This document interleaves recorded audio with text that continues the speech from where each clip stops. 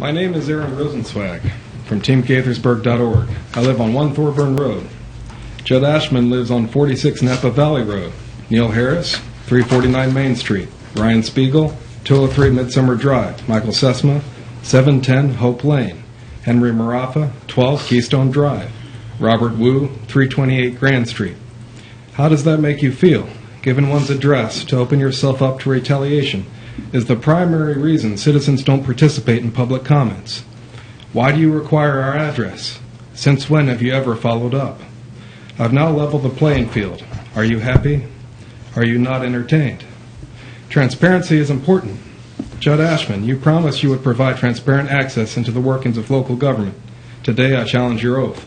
In regards to the Gaithersburg Book Festival, I'd like to know, from 2010 to the present, organized by year. 1. How many man-hours do staff spend, and what is the dollar amount of their prorated salaries during that time? 2. How much police staff is utilized, and what is the cost? 3. What is the net monetary profit generated, or loss? 4. What is the breakdown on revenue that comes in from sponsors and all other sources? 5. What is the expenditure on all authors and guests, including airfare, lodging, and all other services? 6. What is the expenditure on equipment such as booths, electricity, tents, and all other items? 7. We are a diverse city. How many Spanish-speaking authors and books do we show at the festival? Could you list the breakdown of English and non-English book authors at the city-sponsored event? If you had a modern Yiddish author like Dara Horn, with novels like A Guide for the Perplexed, maybe even I'd attend. In regards to how you harassed my family. 8. Publish the results of the internal investigation of city staff, including, but not limited to, corrective action. Is this a mythical report? Did you even do an investigation? Why can't we see the report? What are you hiding? 9. Compare fraudulent to legitimate dog bite complaints for the past 5 years. Everything should be placed on the city website for everyone to view. You have 30 days if you don't want to violate the Maryland Public Information Act. The clock starts now. Will you provide this information of your own free will? Will you charge thousands of dollars for this information? Could you give me a ballpark? Mayor, there are no sleeping dogs in Gaithersburg, just dogs without a park to go to, and skeletons in your closet. I will be at Gaithersburg's Synagogue Kehilat Shalom tomorrow, Wednesday, January 20th at 7 p.m. to watch Cockfight. I suggest everyone who cares about our planet be there that evening. Any questions? Any comments? Thank you, Aaron. Any questions from Nope. anyone? I have a question for Lynn. Does that constitute a Freedom of Information Act or whatever the Maryland equivalent is? He is providing us a written request, so we will respond as we would with any Public Information Act. Great, thank you. Thank you. Do we have any other speakers this evening?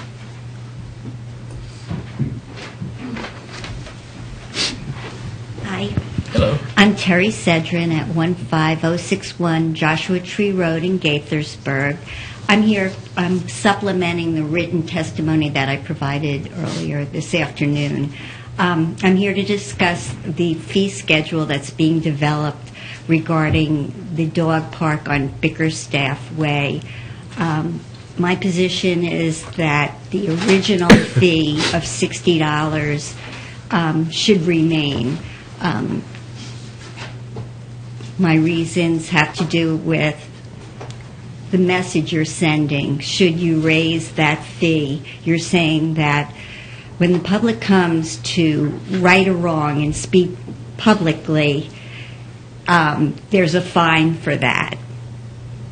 Secondly, there never was a financial issue having to do with the rate that you were charging non-city residents.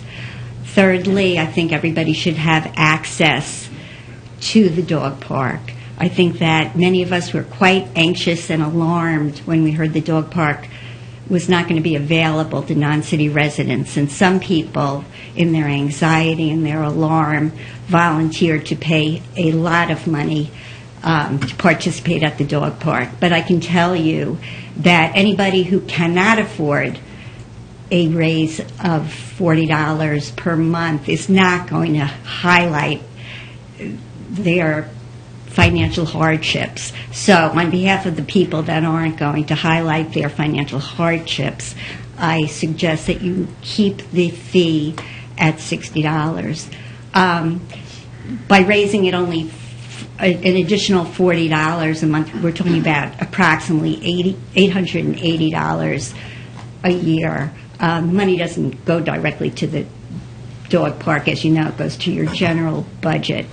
And finally, I talked about the tension and the good results that can occur between, citizens and public officials, the result being that good laws are formed, but there's also a tension between elected officials and city staff, and the way policies and procedures are administered impacts whether the mission of the government officials, are achieved. So I'll be watching, and I will hope that those policies and procedures that you embark upon will support the public officials' mission. Thank you. Terry, Hope you followed that. Terry, before you go, is there something in particular you're getting at with that statement?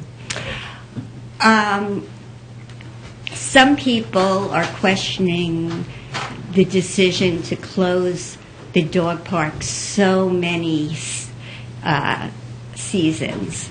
Some people, I sound like Donald Trump right now, and I don't like that. Yes, I do in a way. When he's talking about Ted Cruz, I don't need to do that. We're not when he taking says, it that I wouldn't say it, but other people would say that somebody in the city government really needs to be correct, or there's the fact that the park's been closed as soon as we spoke up, could be coincidence, but it just feels uncomfortable to me. Okay. I mean, I'm talking about the grassy section of the park. Okay. The ground should be frozen for several days, I would guess. That would be a nice time to open the grassy area. I think we can predict based on the weather reports. Okay, thank you. Thanks. Thanks, Terry. Do we have any other speakers today?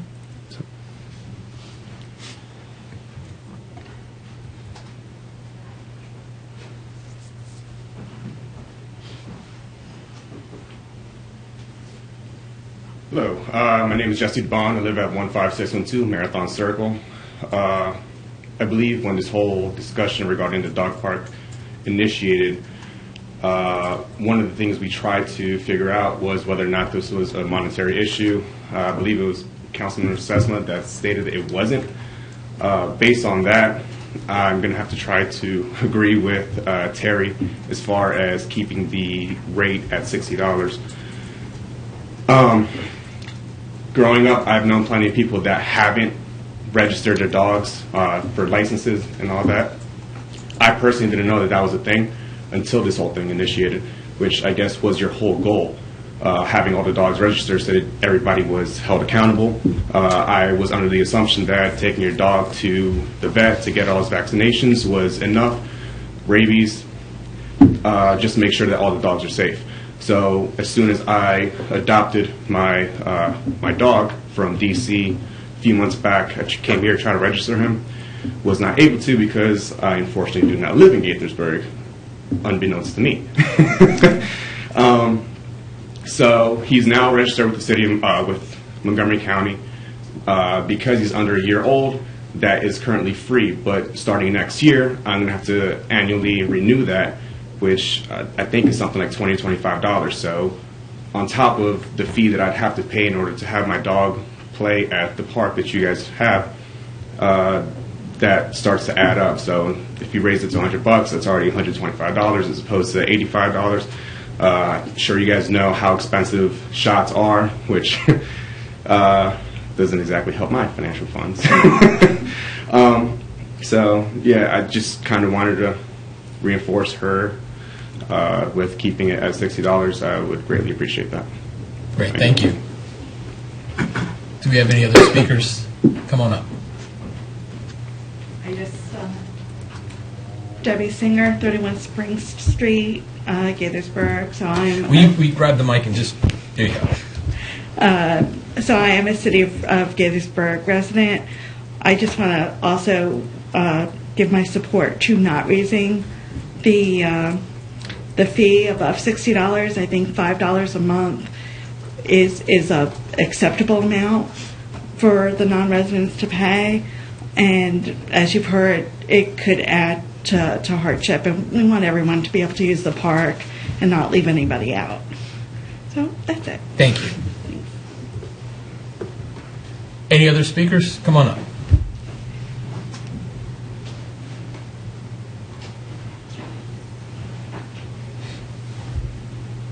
Paul Levinka, 19 Turnham Lane. I didn't come here to speak about the dog parks, but I support dogs and use of our parks. Just wanted to give you an update.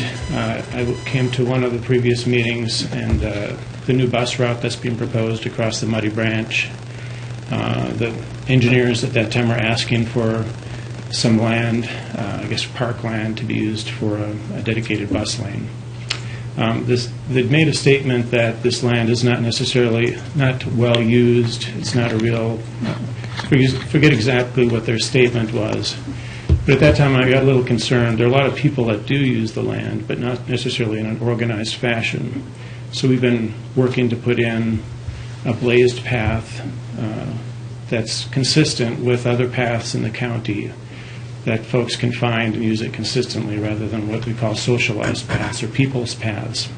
Anyway, now there's a well-established path on Muddy Branch Road all the way to the Potomac, which traverses the city parks in Gaithersburg as well as Isaac Walton Lake property, which you have a right to use as well. Anyway, if you're interested and you'd like to see the trail, let me know. Muddy Branch Alliance, and we're definitely promoting use of the trail and the fact that that parkland is valuable. So if they are going to put a bridge in, it would be nice if they would make allowances for continued use of that area by citizens. Thank you. Thank you. So is this something other than the proposed CCT, or is there? Yeah, the CCT, Okay. correct. And where is the trail? I know there's already a city trail that runs from near Great Seneca Highway off Lakelands Boulevard through the woods. It's paved for part of the way and then unpaved the rest of the way. Is that the one you're talking about, or is it something else? Yeah, correct. Okay. So it starts actually at 28 within the city, near the bridge that goes across the Muddy Branch. Right.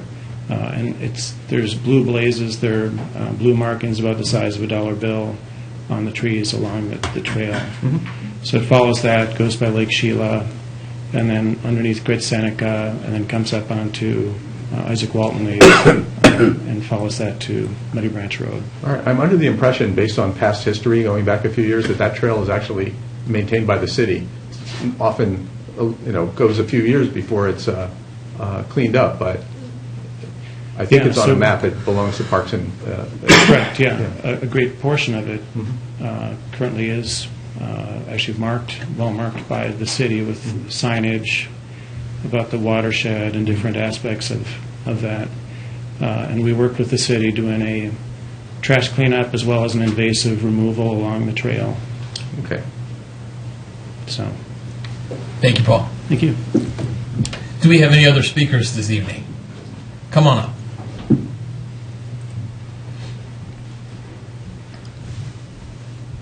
I'm Andrea Roberts, formerly 711 Hope Lane, forever, as I mentioned before.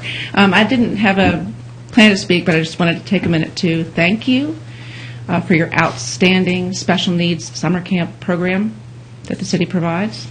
My son has attended there 5 years, and he's got the same college buddy for 5 years. I love the inclusion. I tell you that your program is a flagship for the state. Because your weekly rates are so reasonable for your city residents, because you don't raise them when you have a child with special needs who needs one-on-one support during the day, that makes a strong statement about Gaithersburg's commitment to special needs and disabled in the community. So I encourage you to continue doing that and allowing a one-on-one college student or high school student to train and work with those students who want to be included with their peers in a regular summer camp setting and not have to go off to a specialized camp. So thank you for that. Reese, thanks you for that. Thank you, Andrea. And just to note that our Director of Parks, Recreation, and Culture, Michelle Potter, is here in the audience, and I'm glad she was able to hear that. Outstanding staff, outstanding program, everything. Thank you. Do we have any other speakers this evening? Not seeing anyone. Thank you all very much. Next on our agenda is from the Mayor and Council, and we are going to start with Councilmember Rob Wu. Thank you, Mr. Mayor. I have a prepared statement I'd like to read. Council and the communities, notice to the general public is hereby given that the Mayor and City Council and staff plan to conduct a council in the communities meeting with the Orchard Place, Diamond, and Fernshire Farms communities on Wednesday, January 27th, 2016 at 7:30 p.m. at Diamond Elementary School, located at 4 Marquise Drive, and that's in Gaithersburg, Maryland. Please contact Neighborhood Services Division Chief Kevin Roman at 301-258-6340 for more information or if you need accessibility accommodations. Mr. Mayor, I'd just like to start off with my comments today to talk about something that myself and Neil did this morning, which was to attend the county's announcement of its adoption of a Vision Zero in the county. I'm sure Neil will mention it, but I'll say I was very proud to be there this morning to support the county's efforts. This is something that we've been talking about on the Transportation Committee for the better part of a year. In implementing concepts of Vision Zero into the city, whether it be planning, how we do things, the code.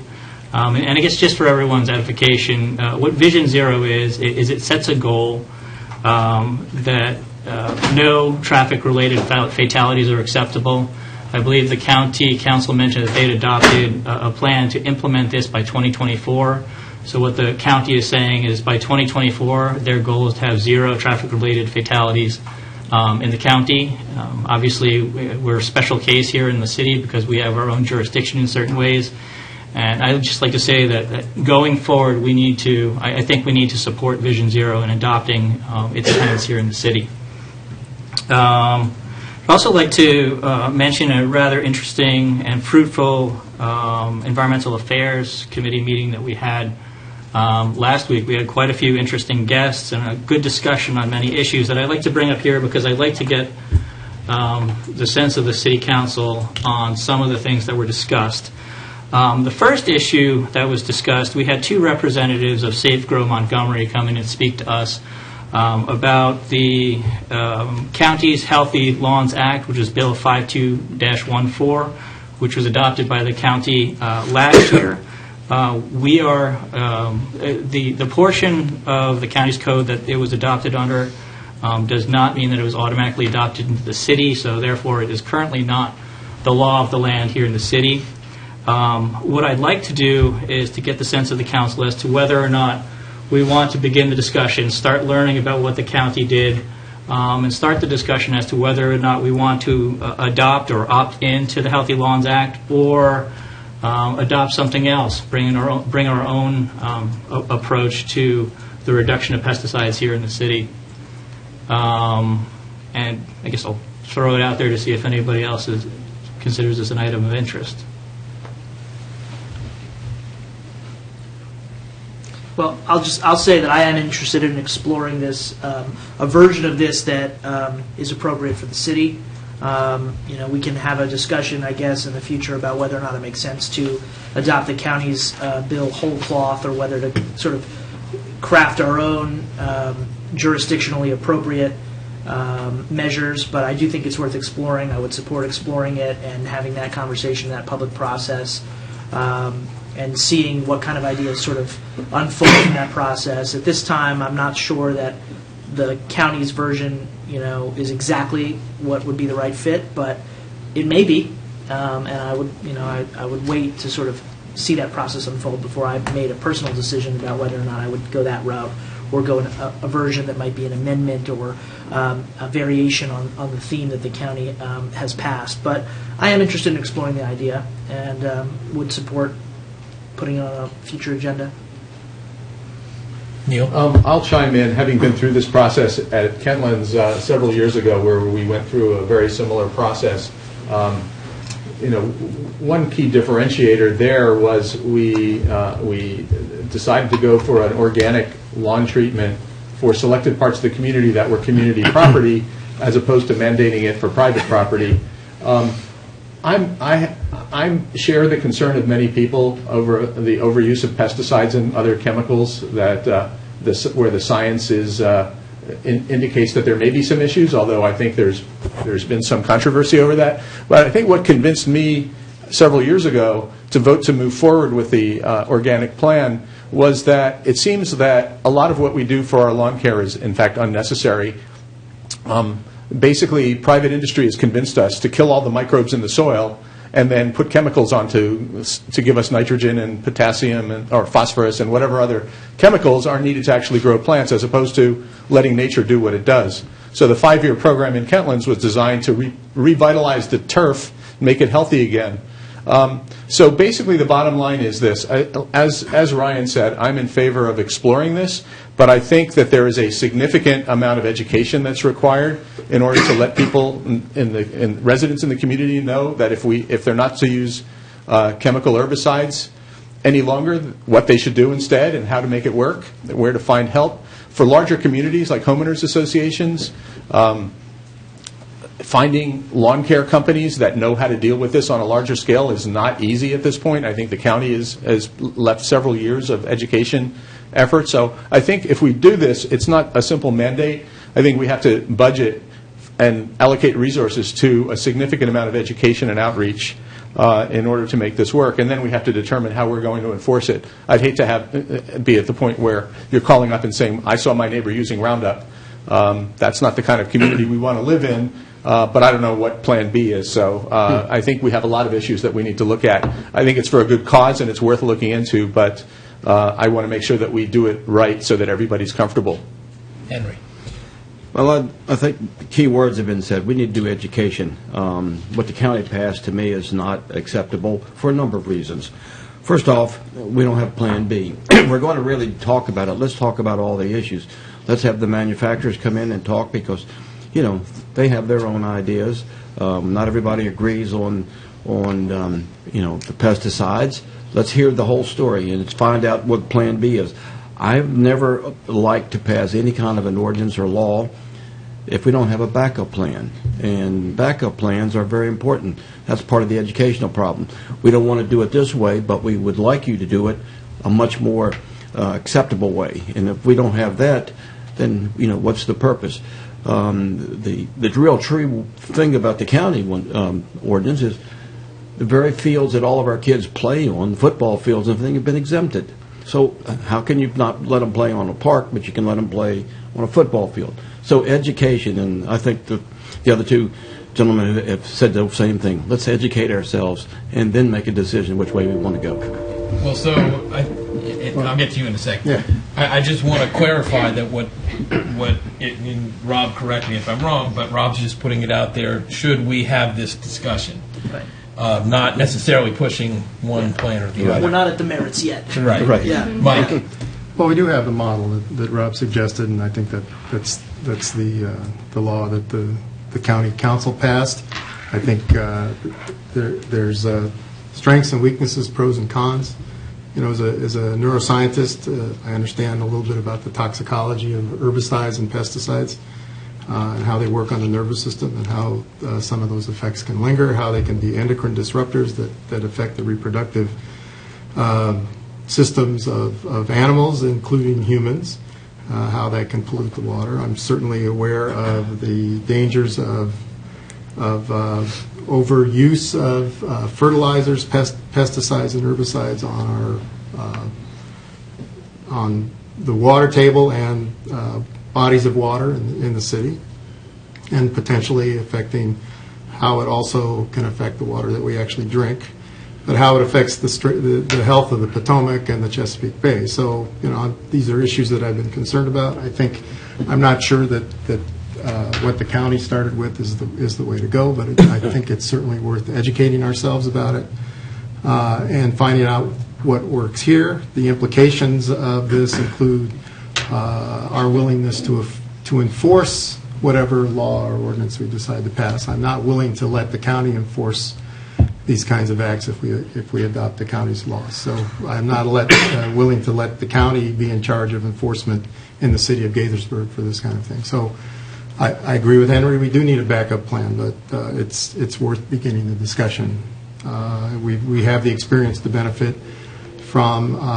I think the notoriety of the Kentlands community's attempts to implement an integrated kind of pest management and landscape management is a good model. I think that's been adopted and pointed to both in the region and probably nationally as well as a model approach to doing it. But Neil can also relate the cost included in implementing that plan, which is considerable. So the cost to HOAs is something that we need to look at as well. So there aren't any simple solutions. There's probably a multitude of answers. I think we need to educate ourselves and look at this. So I agree with that. I'm hearing that we're up for a discussion, and I think, Tony, probably the best way to go about this is to schedule a future work session to start this discussion. Okay. Great. Thank you, Rob. Okay, a few more points. Please continue. And just one more point on that issue, and this harkens back to something that Mike raised when the Environmental Affairs Committee did its annual presentation, which was a request for the city's own use of pesticides on its parks and lands. I believe you said you wanted an inventory of what we do cost, so that moving into budget season, we know what the cost of maintaining city lands is with our current options. We'd also ask that as we move into budget season, we do some legwork into figuring out what it might cost to transition the city to its own pesticide alternatives, organic pesticides on its property, perhaps even this year in the next budget cycle. I'll just point out the city currently isn't using We don't use pesticides any on our properties. We occasionally Problem use herbicides for poison ivy, which I think is exempted That's under the exempt. county law. Yeah. Mm-hmm. Well, So excellent. we're not looking at this wouldn't be, the impact we're looking at be on the residents, not on the city budget. Okay. But if, as part of the presentation, we'll bring up what we do to maintain turf, if anything. Okay. Also, part of what we discussed was municipal composting. Just wanted to give the excellent presenters credit for coming down here to present on that issue. We also discussed the recent Montgomery County polystyrene ban, which went into effect at the beginning of the year. District of Columbia and Prince George's County have also implemented polystyrene bans, which will have some differences to them, and they'll come into effect at different times. It's also enacted under a portion of the county's code that is not applicable here in Gaithersburg. And I think we need to, or I would like to start the discussion as to whether or not the city would like to opt into the county's legislation in that area as well. Is there energy on the council to support a discussion about a polystyrene ban? Actually, I don't have. I'm actually very interested in how we might do this. But I think, again, we need to educate ourselves and look at the impact of this on businesses within the city. So, but I'm in favor of beginning the discussion. Yeah, I'm willing to have the discussion as well. At this point, I'm still a little concerned and not necessarily convinced as to the scope of the city's authority. I guess it would depend on what sort of ban we might be interested in imposing and who it would affect.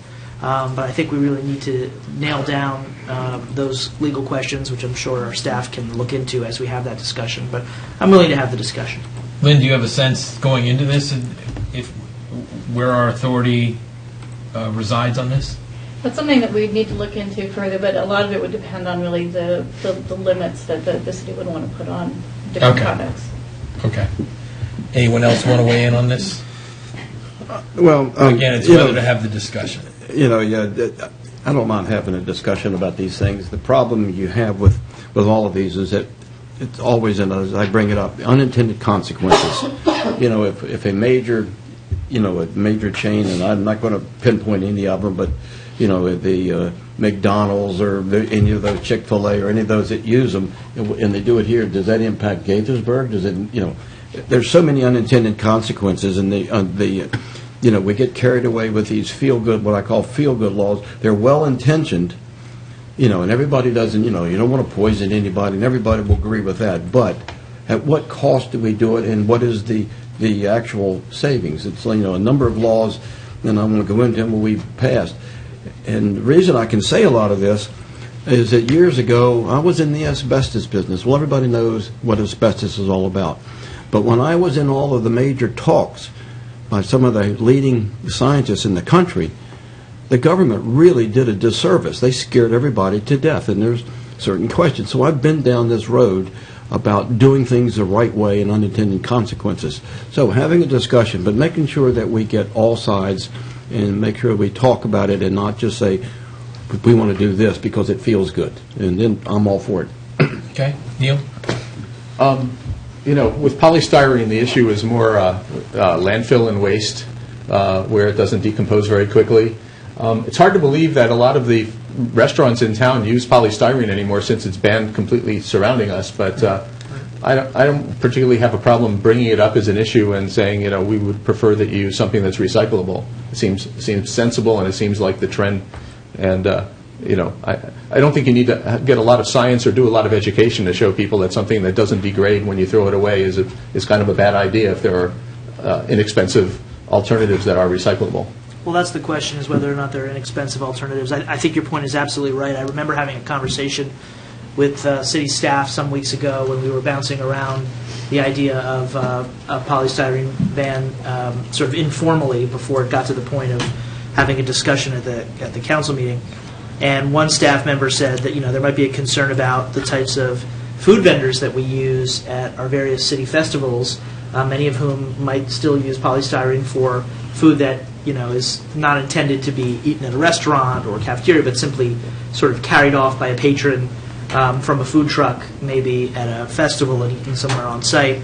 And if we were to sort of start requiring all of our vendors not use that kind of material, how would that affect the type of vendors that sign up to actually be food vendors at our various festivals? How would it affect, in particular, our local vendors, our city-based vendors, who we would rather have, obviously, at our festivals versus others from different kinds of companies or from larger companies who would be able to maybe afford the added cost of a different kind of product to package their food in? I don't know the answer to those questions, but it's something we need to think about because there are going to be financial implications for those who might be using polystyrene now. So I'm hearing that there is energy for this discussion, Tony. So I'd suggest that we schedule it as a future work session topic. Were you going to say something? Possibly that one. The staff update on that might be a little bit more compact, so it might just be a presentation at a regular meeting. Okay, fair enough. Just to kick it off. Fair enough. Okay, go ahead, Rob. Just one final note, and I apologize to Ed Mitchell because I don't. Ed gave a very thoughtful presentation at the meeting regarding the city supporting current legislation before the state, in which the legislation was to increase the state's goals for use of renewable energy. And I don't remember the bill number or the sponsor, but his question was whether or not the city could advocate to our state representatives in favor of the legislation. So I guess it would be a question to Monica as to what exactly the legislation is. Yes. So, but I apologize to Ed for not being prepared, but thought I'd mention it. Okay, thank you, Rob. Mike. Just let me start with this announcement. The mayor and council are seeking to fill 2 positions on the planning commission for 1 full-time member for an incumbent who is not seeking reappointment, and 1 alternate member for a vacancy that recently occurred. Resumes and letters of interest from men and women in the city should be submitted by 5 p.m. on Wednesday, February 3rd, 2016, via mail to Mayor and City Council, 31 South Summit Avenue, Gaithersburg, Maryland 20877, or via email to cityhall@gaithersburgmd.gov.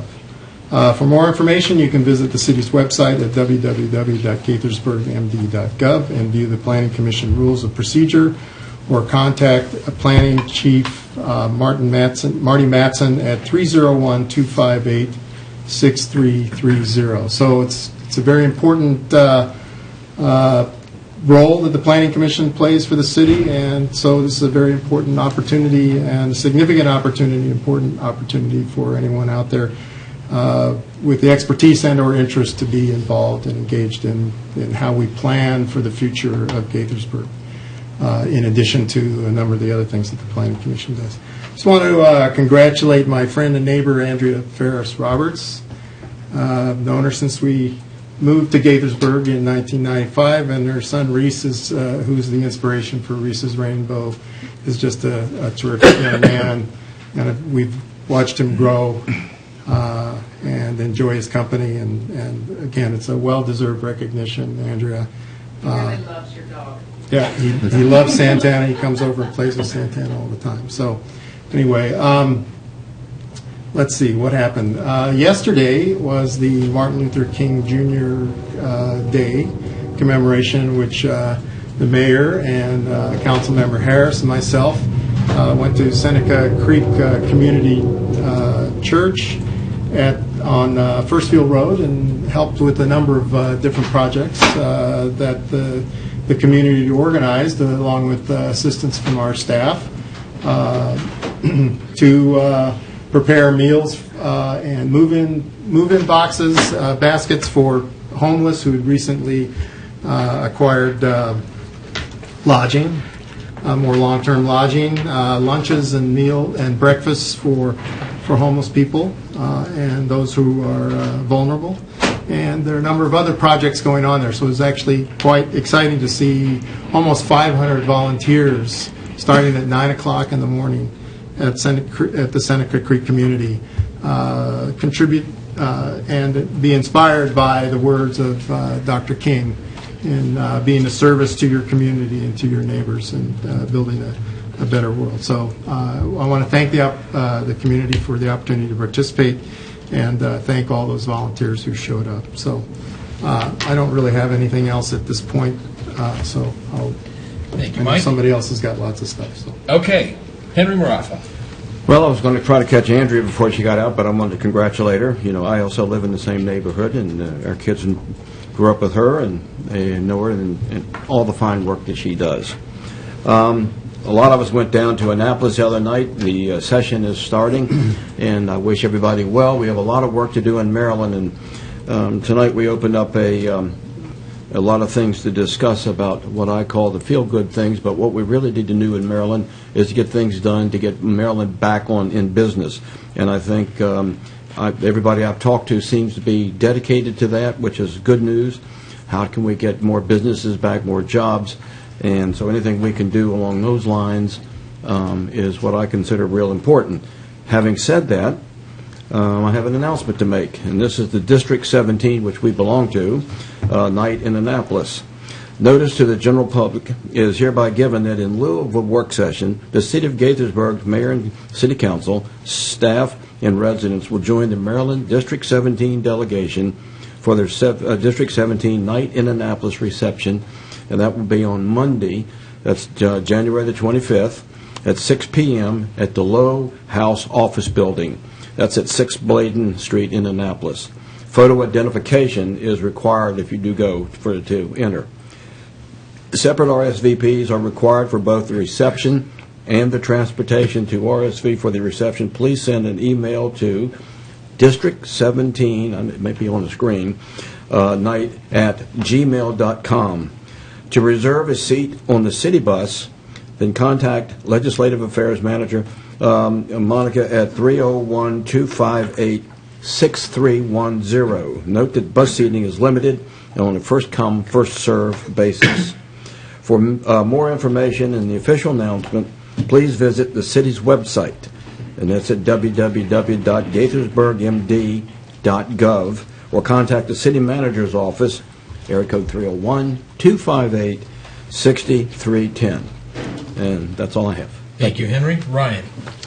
Thank you. Good evening, everyone. And I'll just echo many of the comments that have already been made about the various events that we will be having and that we have had over the last couple of weeks.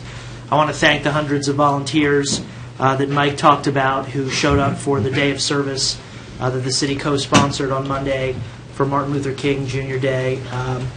And as Mike alluded to, Martin Luther King obviously spoke a lot about service. One of his most famous quotes is that life's most persistent and urgent question is, what are you doing for others? So I think it's wonderful that governments, local governments around the country, and particularly the city of Gaithersburg, have embraced the idea of making Martin Luther King Day a day of service, and I hope we'll continue that tradition. We've already heard mention of the fact that many of us went down to Annapolis last week to lobby our state legislators and attend the opening day of the state legislative session with the Maryland Municipal League. I did also want to mention that last week we had our annual breakfast meeting of the Economic and Business Development Committee of the city. I believe pretty much the entire mayor and council were in attendance. Our guest speaker at the event was the new chairman of the new Economic Development Corporation that was created by Montgomery County this past year. And it was a very important and good conversation about the strategy of regionalism and the fact that Montgomery County and the District of Columbia and Prince George's County and leaders at the Metropolitan Washington Council of Governments and others have really started to focus on the idea of selling the entire D.C. region, and that the rising tide will lift all ships in the region, including the municipalities. And so I think we need to have a serious conversation in the city about our strategic planning for economic development and how we want to approach this idea of regionalism as it's being embraced by other jurisdictions around us, and the role that we can play in that as potentially a leader in that effort, while still making sure that we don't promote regionalism so much that we end up getting lost in the shuffle. I think that's something we need to think about as we move forward with our economic development strategy. I know our staff and our committee and our mayor and council will be thinking a lot about that and working on that as in the coming weeks and months as we have those discussions with the leaders of those other jurisdictions. So I just wanted to put that on the radar screen for folks. It was a great event on Friday with the new chair of the county corporation, and we look forward to working closely with that entity, and we hope to have the chair back when they have a little bit more of a developed plan and have staffed up the new corporate entity, because that'll be interesting. So that's all I've got this evening. Thank you, Ryan. Neil. All right. So I won't go into any more detail on the Martin Luther King Day of Service. It was a great event. I think I must have put 100 bagels into Ziploc bags, among other things. Hopefully they all got eaten by the right people later on that day. Wanted to chat for a moment about Vision Zero to make sure people understand where it's coming from. My first impression when I heard about Vision Zero at a Transportation Committee meeting was it sounded like what to do during a pea soup fog. But it's actually the vision of having zero fatalities. And it takes its note from a lot of the industrial policies of Deming and people like that, where you're making cars that don't have defects anymore, that the Japanese embraced and now we're embracing all over the world. The idea is, what can we do to improve visibility on the roads? What can we do to improve education among the users of the roads, be they motorists or pedestrians or bicyclists or unicyclers or what have you? And what can we do in terms of enforcement to make sure that people know that they're really not supposed to drive while talking on their cell phone? That one hasn't seemed to have really caught on just yet, but we need to get there, or drive drunk or what have you. So really the 3 E's are the key components: education, enforcement, and engineering. The county has devoted $180,000 between the first 2 pieces, education and enforcement, and more will go into engineering. The Transportation Committee in the last year, one of the projects that we spent a lot of time on was looking for gaps in the system where you can walk or ride your bicycle safely for some period of time, and then suddenly there's a gap where you're going to cross a road where you're taking your life in your hands. Most of those roads are state roads, Great Seneca Highway 28, all other Veers Mill Road, other roads throughout the county. So part of this is not just what Gaithersburg can do and not just what Montgomery County can do, but reaching out and getting the state to take measures, because their roads are the ones where people are driving fast and where we really need to make sure that there's a way to get across from the safe road in one side of the street to the safe road on the other side of the street without taking your life in your hands. So I'm sure you'll be hearing a lot more about it. It's a great concept. It was developed originally in Sweden and has had some significant effect. They haven't gotten down to zero, but they've reduced fatalities by 35% during a time when traffic was increasing over about a 12-year period. So very important, and good to see that moving ahead. And I'll also just chime in for one more note on the economic development breakfast. Bob Buchanan was our speaker. We had a really huge room full of people, the biggest group that I've ever seen at one of the meetings. Bob didn't tell a lot of jokes. He told one or two, but he was there because he was filling us in on the thinking that's going into this organization. And to me, it was a breath of fresh air. They're talking about ways to not just try to get the expensive free agents from other cities and bring them into D.C., which is a lot of where the effort has been in the past, trying to steal the next Choice Hotels, for example. That obviously will continue, but they're looking at how do we nurture startups, how do we nurture biotechs, how do we nurture software companies, and what do we do with these companies to help them grow but also keep them here as time goes by. It's still very early. The board of directors is a really outstanding group of people with great experience. Buchanan himself was a member of the Rockville City Council as well as a very successful developer. They have not yet hired a CEO or full-time staff yet, but that's coming over the next few months, and I'm very optimistic about really moving the county and the region forward in terms of economic development. So I was very encouraged by everything I heard. We didn't leave you anything to talk about. Sorry, Tom. No, I'm good. Thank you. Thank you, Neil. I will note that if you've been paying any attention to news the last day or two, you see that we may have a snowstorm coming, which I would remind you is a perfect time to sign up for Alert Gaithersburg so you can stay apprised of all the road closings and the latest doings. All you need to do is go to gaithersburgmd.gov/alerts and sign up. Please encourage your friends, family, neighbors to do that. Staff and I will be meeting, this is a separate subject, we'll be meeting on Friday with members of SHA to talk about the Watkins Mill Interchange project with the state. Highway Administration, SHA. State Highway Administration. Yes. Mike was helping me with the acronym there. It is the State Highway Administration. We'll be meeting with them on Friday to discuss the Watkins Mill Interchange project, which apparently was changed at the last moment in a way that doesn't pretend to the city's favor, and we're hoping to get it back on track. Next week, as Henry mentioned, we have District 17 night. We hope that you'll join us. The next regular meeting of the Mayor and Council is Monday, February 1st. It's my understanding that we need a motion to conduct a closed executive session this evening. What is the pleasure of the Council?